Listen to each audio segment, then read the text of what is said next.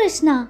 In this video I am going to tell the 13th story from Kṛṣṇa book, The Stealing of the Boys and Calves by Brahmā. So in the previous chapter we have seen the killing of the Aghasura demon. So now let's start this story.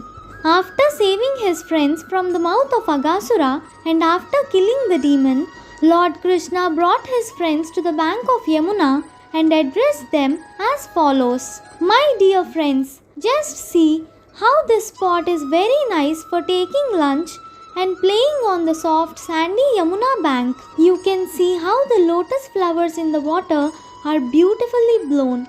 And just see the beautiful scenery created by the trees here. Let us have our lunch in this spot because it is already late and we are feeling hungry. Let the calves remain near us and let them drink water from the Yamuna. On hearing this proposal from Kṛṣṇa, all the boys became very glad and said, "Certainly, let us all sit down here to take our lunch." They then let loose the calves to eat the soft grass. Sitting down on the ground and keeping Kṛṣṇa in the center, they began to open their different boxes brought from their houses. Lord Sri Kṛṣṇa was seated in the center of the circle and all the boys kept their faces towards him. They ate and constantly enjoyed seeing the Lord face to face. At that time, the calves that were pasturing nearby entered into the deep forest and gradually went out of sight.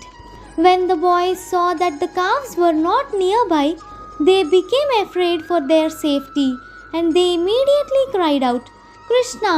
Out of his great affection, Kṛṣṇa did not want his friends to give up their pleasing lunch engagement and go searching for the calves.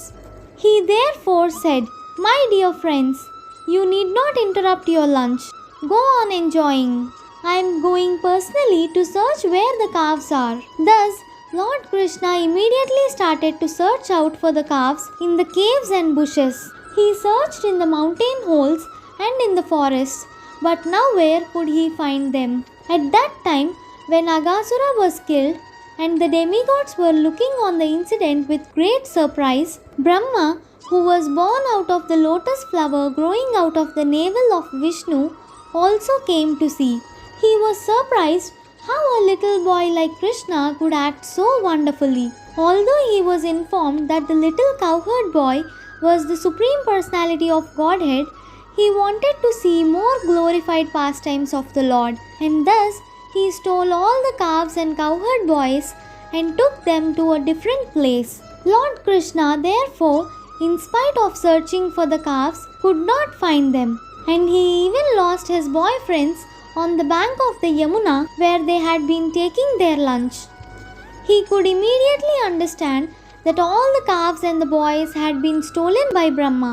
Kṛṣṇa thought, "Brahmā has taken away all the boys and calves. How can I alone return to Vrindavana? The mothers will be aggrieved."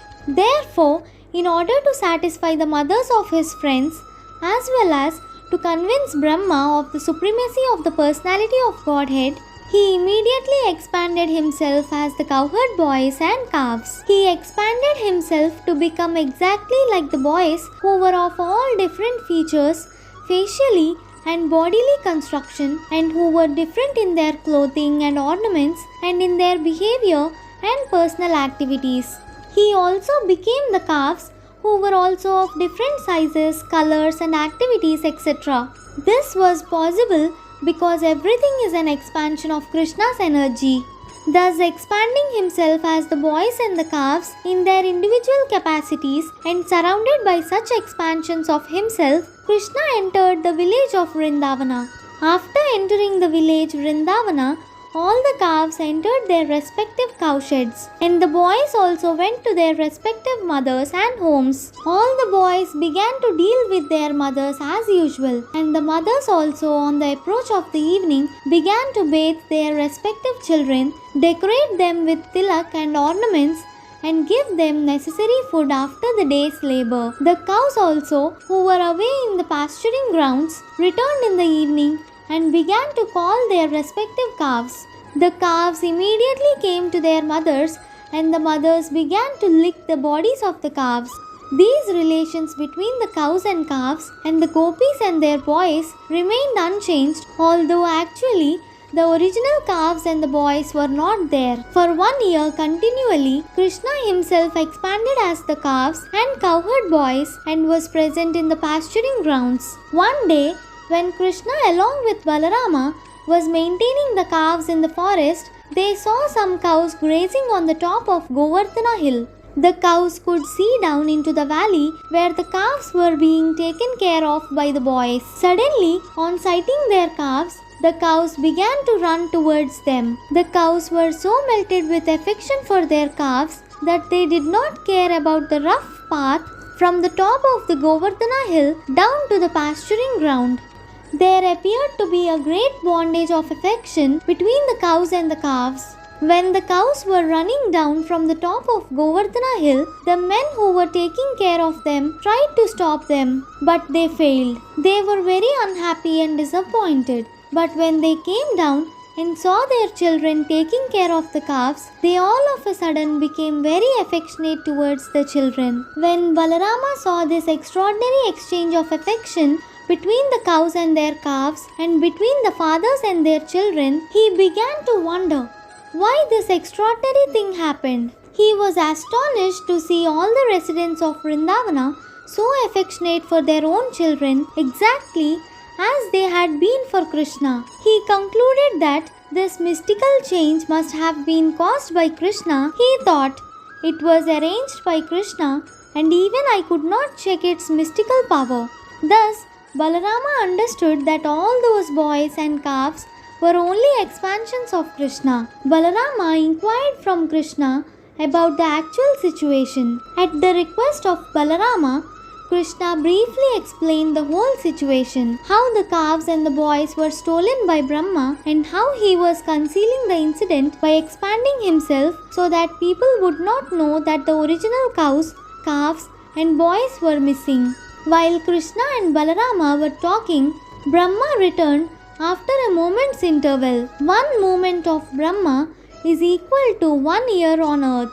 After 1 moment, Brahmā came back to see the fun caused by his stealing the boys and calves. But he was also afraid that he was playing with fire. Kṛṣṇa was his master and he had played mischief for fun by taking away his calves and boys. He saw that all the boys, calves and cows were playing with Kṛṣṇa in the same way as when he had come upon them. Although he was confident that he had taken them and made them lie down asleep under the spell of his mystic power, Brahmā began to think, all the boys, calves and the cows were taken away by me and I know they are still sleeping. How is it that a similar batch of cows, boys and calves are playing with Kṛṣṇa? Is it that they are not influenced by my mystic power? Have they been playing continually for 1 year with Kṛṣṇa? Brahmā tried to understand who they were and how they were uninfluenced by his mystic power. Brahmā was thus confused about his own mystic power. In order to convince Brahmā that all those cows, calves and boys were not the original ones, the cows, calves and the boys who were playing with Kṛṣṇa transformed into Vishnu forms. Actually, the original ones were sleeping under the spell of Brahma's mystic power, but the present ones, seen by Brahmā, were all immediate expansions of Kṛṣṇa or Vishnu.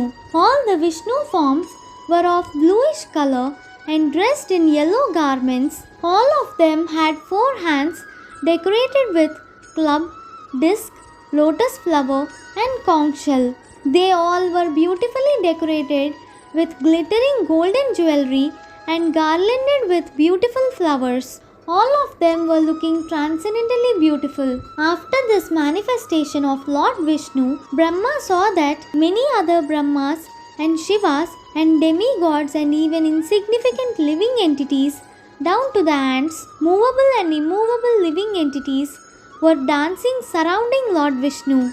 He was being worshipped by time, space, cosmic manifestation, reformation, desire, activity and the 3 qualities of material nature. Brahmā realized that Lord Vishnu is the reservoir of all truth, knowledge and bliss.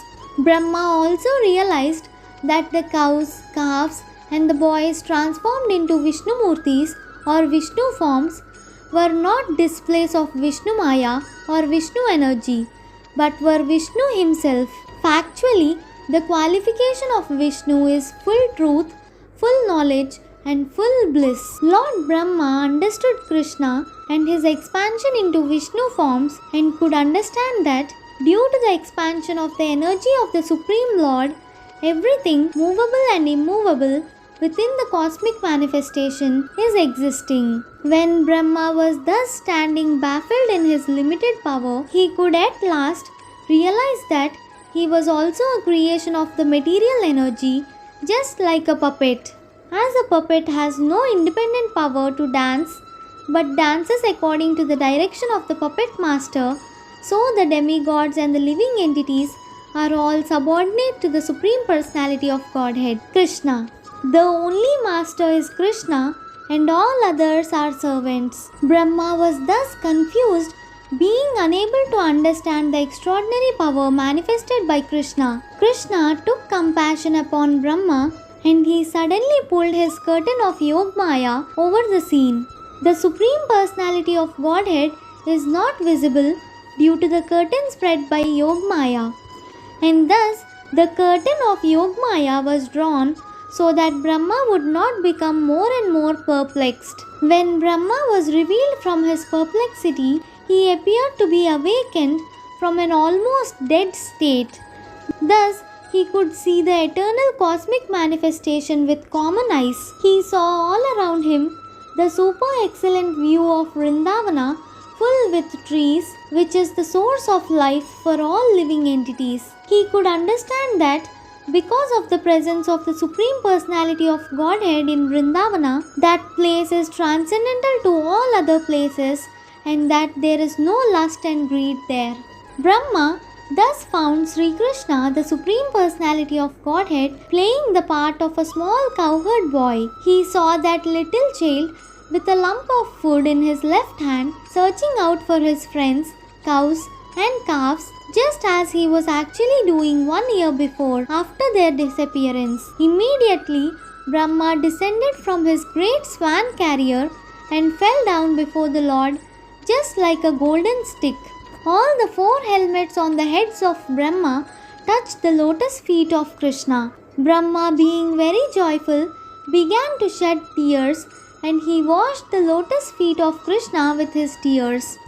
After repeating obeisances for a long time, Brahma stood up and smeared his hands over his eyes. Seeing the Lord before him, he, trembling, began to offer prayers with great respect, humility and attention. Thus ends the Bhaktivedanta purport of the 13th chapter of Kṛṣṇa, the stealing of the boys and the calves by Brahma. Thank you. Hare Krishna.